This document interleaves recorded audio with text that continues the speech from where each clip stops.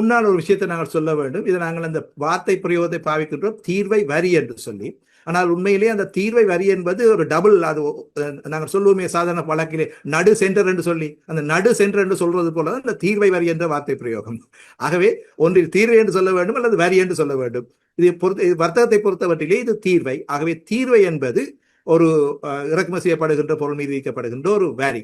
ஆகவே அந்த ரெண்டையும் ஒன்றாக சேர்த்து சொல்வது அவ்வளவு பொருத்தமானதாக இருக்காது. அது முதலாவது. இரண்டாவது இப்போது அமெரிக்க அரசாங்கம் இந்த தீர்வையை பொருளாதார நோக்கங்களுக்காக மாத்திரமல்லாமல், அது பொருளாதார நோக்கம் என்பதை கடந்து தன்னுடைய பூகோள அரசியல் நோக்கங்களை நிறைவேற்றிக் கொள்வதற்காக நேரடியாக பயன்படுத்துகிறது என்பது இப்ப வெளிப்படையாக தெரிகின்ற ஒரு விஷயம். இலங்கை போன்ற ஒரு சிறிய நாட்டை, இலங்கை போன்ற ஒரு மிகச்சிறிய நாட்டை தனக்கு சமதையாக கருதி அந்த நாட்டினுடைய ஏற்றுமதி காரணமாக தன்னுடைய நாட்டினுடைய பொருளாதாரம் பாதிக்கப்பட்டிருக்கிறது என்று சொல்லியும், ஆகவே 30% வரி தீர்வை இதோ பிடி என்று சொல்லி விதிக்கின்ற ஒரு நிலைமைக்கு அமெரிக்க அரசாங்கம் தள்ளப்பட்டிருக்கிறது. ஆகவே அதை நாங்கள் மாற்றுவதற்கு முடியாது. ஏனென்றால் இலங்கை அமெரிக்காவோடு ஒப்பிடுகின்ற போது மிக மிக மிக சிறிய ஒரு நாடு.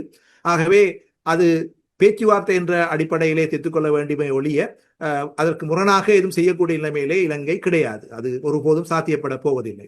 ஆகவே இப்போது இந்த பேச்சுவார்த்தைகளை பொறுத்த மட்டிலே இலங்கை அரசாங்கத்தை பொறுத்த மட்டிலே இது ஒரு மிகப்பெரிய ஒரு பாதிப்பு ஏற்படுத்தக்கூடிய தீர்வை, 30% தீர்வை என்பது எந்த ஒருபோதும் இலங்கையர்களால் தாக்குப்பிடிக்கக்கூடிய ஒரு தீர்வை அல்ல.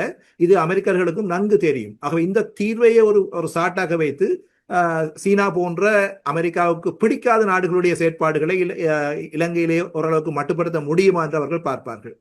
இந்த பேச்சுவார்த்தைகளின் போது பொருளாதாரம் என்பதற்கு அப்பால் நிச்சயமாக பூகோள அரசியல் சம்பந்தமான விவகாரங்கள் வரக்கூடிய வாய்ப்புகள் உண்டு. இதில் கலந்து கொண்டவர்களை பற்றி கருத்து சொல்லக்கூடிய நிலைமையில நான் இல்லை. ஏனென்றால் அதில் சென்றவர்கள் சிலர் இந்த துறையிலே அனுபவம் வாய்ந்தவர்கள் இருக்கிறார்கள். ஆகவே அவர்கள் அதை சரியாக கையாண்டிருப்பார்கள் என்றது நம்பிக்கை. என்ன நடந்தது என்பது சொல்லி நமக்கு தெரியாது. என்றாலும் கூட இந்த சென்றவர்கள் அப்படி இல்லாமல் அவர்கள் சொல்வதை அப்படியே கேட்டுக்கொண்டு வந்திருப்பார்கள் என்று சொல்லி நான் நம்பவில்லை. இங்கே மேற்கொள்ளப்படுகின்ற கலந்துரையாடல்களின் போதும் கூட இலங்கை தரப்பிலே இருக்கக்கூடிய சவால்களை அவர்கள் நிச்சயம் சொல்லி இருப்பார்கள். என்றால் இப்போது இலங்கை இந்த அங்குரோத்த நிலையிலிருந்து மீண்டு வருகின்ற ஒரு நாடு.